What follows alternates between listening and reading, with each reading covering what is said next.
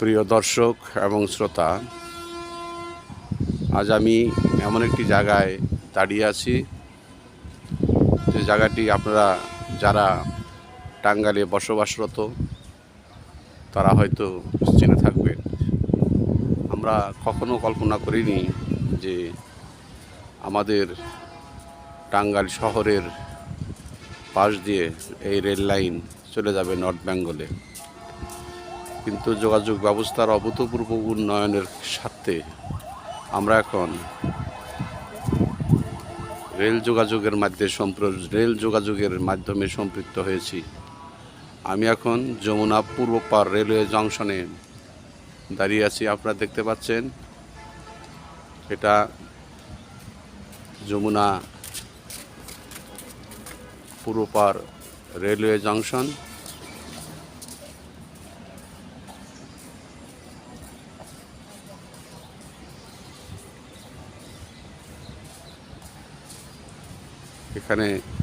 এখান থেকে প্রতিটি ট্রেন এই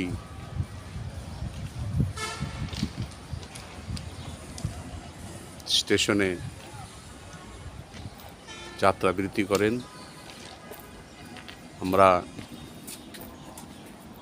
আপনাদেরকে এই স্টেশনের ভিউটি দেখানোর চেষ্টা করছি। আমি টাঙ্গাইল থেকে শুধুমাত্র আপনাদের জন্য এই রেল লাইনটি আমি দেখানোর জন্য সুদৃশ্য এবং সুপরিকল্পিতভাবে নির্মিত এই রেল লাইনটি আপনাদের সম্মুখে উপস্থাপন করলাম। যদি ভালো লেগে থাকে তাহলে এই চ্যানেলটি সাবস্ক্রাইব করবেন এবং শেয়ার করবেন। এখান থেকে যমুনা পূর্বপার রেলওয়ে স্টেশন, এখান থেকে নর্থ বেঙ্গলের প্রতিটি জায়গায় সেই পঞ্চগড় পর্যন্ত এই ট্রেন লাইন বিস্তৃত। আপনারা দেখতে পাচ্ছেন এটা পশ্চিম দিকে ট্রেন লাইন সম্মুখেই যমুনা সেতু অবস্থিত এবং রেল সেতু নির্মাণের কাজ প্রায় শেষ। এখন পর্যন্ত সেই সেতুর উপর দিয়ে কোনো রেল যাতায়াত করে নাই। আমরা আশা করছি খুব তাড়াতাড়ি এই সেতুর উপর দিয়ে রেল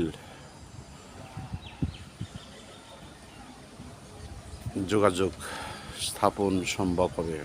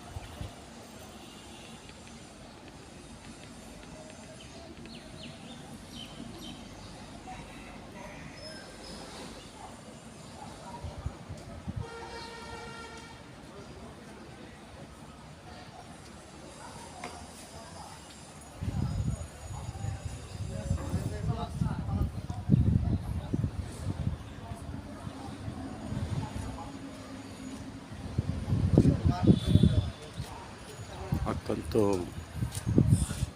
মনোরম আবহাওয়া, যদিও আজকে প্রচণ্ড রোদ, তারপরেও এখানে একটু বাতাস বহমান আছে। আমি আপনাদেরকে